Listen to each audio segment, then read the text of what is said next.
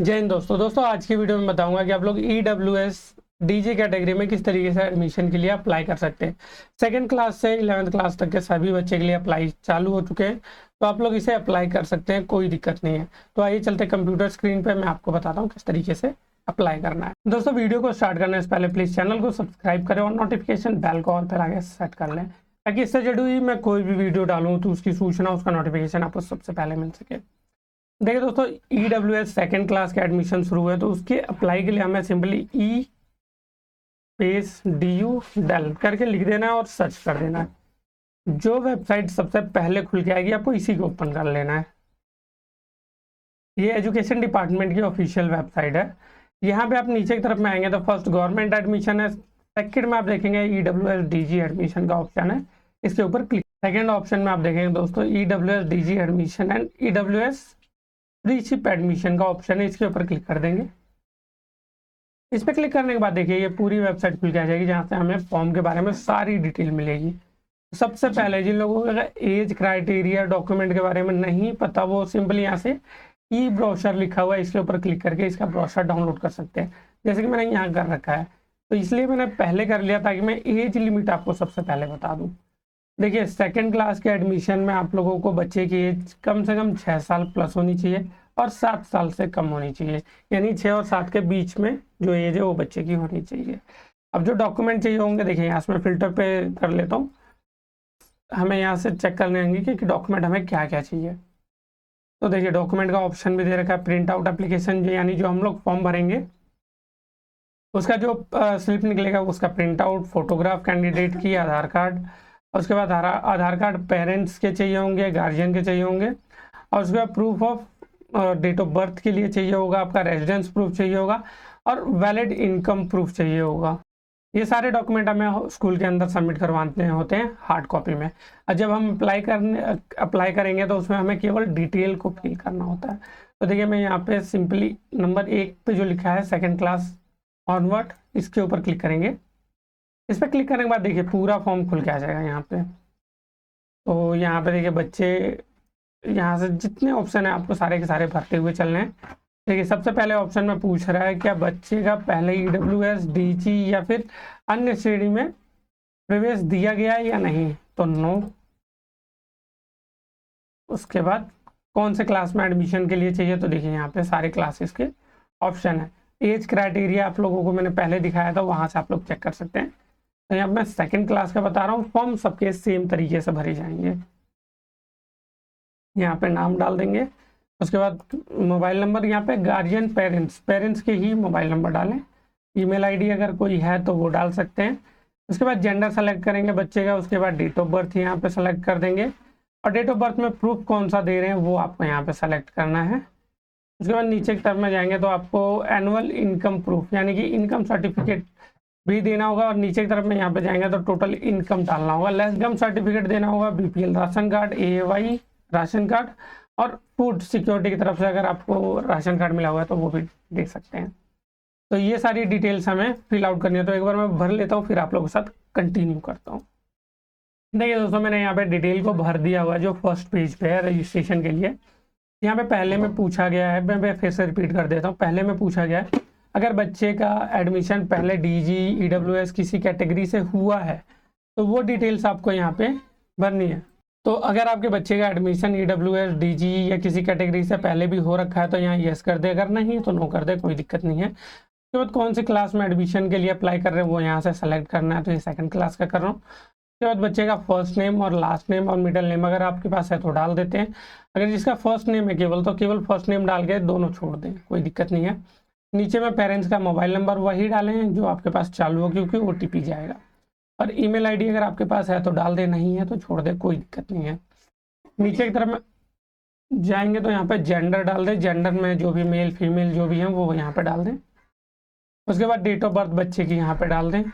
उसके बाद income date of proof यानी कि बर्थ सर्टिफिकेट, या फिर देखिए यहाँ पे बड़े सारे ऑप्शन है। अगर आपके पास बर्थ सर्टिफिकेट है तो सेलेक्ट कर सकते हो, हॉस्पिटल का कोई कागज है तो उससे भी हो जाएगा, आंगनवाड़ी का रिकॉर्ड है तो उससे भी हो जाएगा, और सेल्फ डिक्लेरेशन के थ्रू पेरेंट्स और गार्जियन का है तो भी एफिडेविट के थ्रू हो जाएगा, कोई दिक्कत नहीं होगी। उसके बाद EWS कैटेगरी का ऑप्शन दिया गया है, तो EWS में नीचे की तरफ में डॉक्यूमेंट हमें सेलेक्ट करने होंगे। तो यहाँ पे EWS के ये सारे डॉक्यूमेंट है, इसमें सिलेक्शन करना होगा। और अगर आपका सर्टिफिकेट इनकम या चाहे जो भी है उसका अगर अप्लाई है या इशू हो चुका है तो उसके अकॉर्डिंगली यहाँ पे एप्लीकेशन नंबर और डेट डाल दें। उसके बाद यहाँ पे रिक्वेस्ट OTP के ऊपर क्लिक कर दें। देखिए दोस्तों, जैसे ही आपका ऊपर सबमिट करेंगे वैसे ही यहाँ पे OTP सेंड हो जाएगा। वो OTP हम लोगों को यहाँ पे आपके मोबाइल नंबर पे जो आया वो यहाँ पे हमें डाल देना है। तो मैं यहाँ पे OTP को डाल देता हूँ। OTP डालने के बाद सिंपल रजिस्टर के ऊपर क्लिक कर दे, ओके कर दे। ध्यान रहे एक बार अगर रीचेक करना है तो रीचेक करें, उसके बाद ही सबमिट करें, क्योंकि एक बार सबमिट होने के बाद रजिस्ट्रेशन एडिट नहीं हो। देखिए दोस्तों, मैंने अब यहाँ पे ID पासवर्ड दे रखा है और यहाँ पे डायरेक्टली मैं ऑलरेडी रजिस्टर्ड लॉगिन पे क्लिक कर लेता हूँ। तो यहाँ पे केवल रजिस्ट्रेशन नंबर को मुझे यहाँ से कॉपी एंड पेस्ट, शायद से नहीं लेगा ये, कॉपी एंड दोबारा ट्राई कर लेते हैं और लॉगिन के ऊपर क्लिक कर देंगे। लॉगिन करते ही आप लोगों के सामने पूरा फॉर्म खुल के आ जाएगा। अब यहाँ पे हमें सिंपली जो बेसिक डिटेल हमने फिल किया था वो तो एज इट इज़ रहेगा, लेकिन जो एडिशनल डिटेल है जैसे पेरेंट्स की डिटेल वो सारी चीज़ें यहाँ पे हमें नीचे भरनी होगी। तो मैं वो फिल कर लेता हूँ, फिर उसके बाद आपको बताते हुए चलता हूँ। देखिए दोस्तों, ऊपर ये सारी जो डिटेल्स मैंने हाइड की हुई है ये सारी बच्चे की जो हमने पहले फॉर्म रजिस्ट्रेशन के समय भरा था वही सेम इसके अंदर फिल हो रखा है। तो एडिशनल कुछ भी नहीं डालना है। नीचे की तरफ में यहाँ से कंटिन्यू करना है। अगर बच्चे का आधार कार्ड है तो ठीक है, नहीं है। देखिए दोस्तों, नीचे की तरफ में आएंगे तो यहाँ पे सबसे पहले तो आपको गार्जियन स्लिप डालना होगा, या कि ये इसका मतलब ये है कि अगर पेरेंट्स दोनों हैं, मम्मी पापा दोनों हैं, तो बोथ का ऑप्शन, जिसका सिंगल पेरेंट है वो सिंगल कर देंगे, या फिर अडॉप्ट यानी कि लीगल पेरेंट है तो भी यहाँ पे सिलेक्शन का ऑप्शन है, तो उसके अकॉर्डिंगली डाल दें। नीचे की तरफ में आएंगे तो फादर, सबसे पहले मदर की डिटेल को हमें ऊपर भरना होगा और जो उनका काम है वो डाल सकते हैं, हाउस वाइफ है, प्राइवेट जॉब है या कोई सेल्फ एम्प्लॉयमेंट है, वो सारी चीज़ें इसमें डाल सकते हैं। उसके बाद नीचे की तरफ आएंगे तो फादर की इसी तरीके से सेम डिटेल को डाल देंगे। और नीचे की तरफ आएंगे तो यहाँ पे देखिए रेजिडेंस एड्रेस का ऑप्शन है, तो यहाँ पे कंप्लीट आपको अपना एड्रेस डाल देना। उसके बाद यहाँ पे असेंबली कंसल्टेंसी, जो विधानसभा आपका लगता है वो यहाँ सेलेक्ट करेंगे। मेरा वजीरपुर लगता है तो मैं यहाँ वजीरपुर डाल दिया। उसके बाद क्षेत्र आपको सेलेक्ट करने का, ये ऑटोमेटिक आएगा तो इसके अंदर आपका जो लगता है वो सेलेक्ट कर दें। उसके बाद आपका जो ब्लॉक लगता है वो यहाँ से सही से सेलेक्ट करें, क्योंकि अगर आप गलत सेलेक्ट कर देंगे तो स्कूल से बहुत दूर रेंज पे आएगा तो एडमिशन में दिक्कत होती है। पिन कोड डालेंगे और उसके बाद यहाँ पे रेजिडेंस प्रूफ का ऑप्शन है तो उसके हिसाब से यहाँ पे प्रूफ आपको सेलेक्ट करना होगा। याद रहे जो प्रूफ यहाँ सेलेक्ट करेंगे वही आपको स्कूल में दिखाना होगा। देखिए दोस्तों, जैसे ही आप पूरे फॉर्म को फिल करेंगे उसके बाद प्रीव्यू पे कुछ इस तरीके का आएगा। आप लोग डिटेल को अच्छे से चेक कर लें, अगर डिटेल ठीक है तो सबमिट कर दें।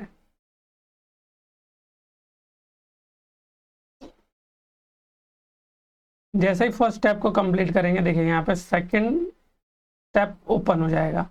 अब हमें यहाँ पे सेकंड के लिए जाना है तो सेकंड पे क्लिक करेंगे।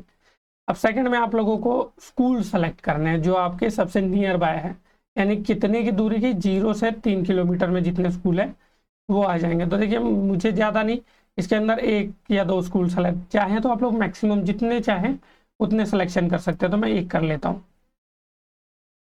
ऐड के ऊपर क्लिक करेंगे, नीचे की तरफ में वो ऐड होके आ जाएगा। यहाँ पे देखिए जैसे मैं इसे ऐड करूँगा तो नीचे की तरफ में वो भी ऐड होके आ जाएगा। तो इसी तरीके से आप लोग ऐड करते हुए चलें और सबमिट कर दें। सेकेंड स्टेप हो गया, अब मुझे थर्ड पे जाना है। थर्ड वाले ऑप्शन में दोस्तों आप लोग देखेंगे यहाँ से 3 से 6 किलोमीटर में जितने स्कूल होंगे वो यहाँ पे दिखाई दे रहे हैं। तो आप लोग मैक्सिमम जितने चाहें उतने सिलेक्शन कर सकते हैं, कोई दिक्कत नहीं है। तो यहाँ से मैंने भी सिलेक्शन कर लिया। आप लोग मैक्सिमम कर सकते हैं, चाहे तो सारे कर सकते हैं। उसके बाद सबमिट के ऊपर क्लिक कर दें। अब फोर्थ स्टेप पे हमें जाना है, तीसरा हो गया। फोर्थ पे हमें 6 किलोमीटर या उससे ज़्यादा तक के स्कूल आएंगे, तो ऐसे ही इसमें भी सिलेक्शन करना है। जितने चाहे उतने सिलेक्शन आप कर सकते हैं, कोई दिक्कत नहीं है। जैसे आप ऐड करेंगे नीचे की तरफ में ये ऐड होके यहाँ दिखाई दे जाएंगे। अगर ये ठीक है तो ओके कर दें, और आपको और ज़्यादा करने हैं तो कोई दिक्कत नहीं है। अब इसके बाद 2, 3 और 4 स्टेप में जो लिखे हैं इसमें हमें फुल सिलेक्शन है, इससे ज़्यादा हमें कुछ भी नहीं करना है।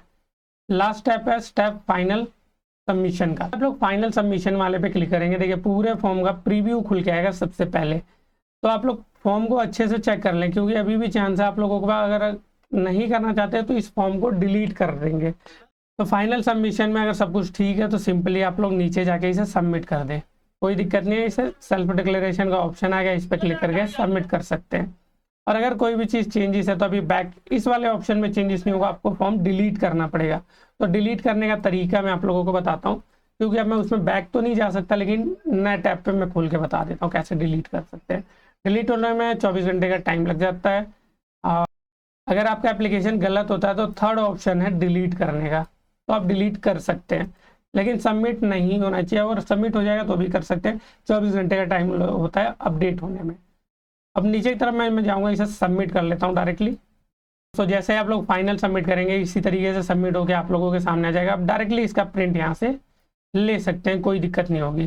तो मेरे पास ये फाइनल सबमिट हो चुका है। इसी तरीके से आप लोग भी अपने पूरे फॉर्म के स्टेप बाय स्टेप करके सबमिशन कर सकते हैं, कोई दिक्कत नहीं होगी। जैसा कि आप लोगों ने देखा दोस्तों, मैंने स्टेप बाय स्टेप एक एक पॉइंट्स को बताया।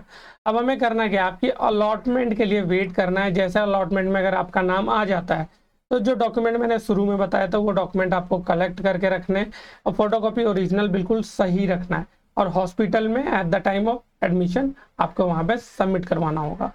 तो अगर आप लोगों को वीडियो अच्छी लगी तो वीडियो को लाइक और चैनल को सब्सक्राइब जरूर करें। जय हिंद दोस्तों।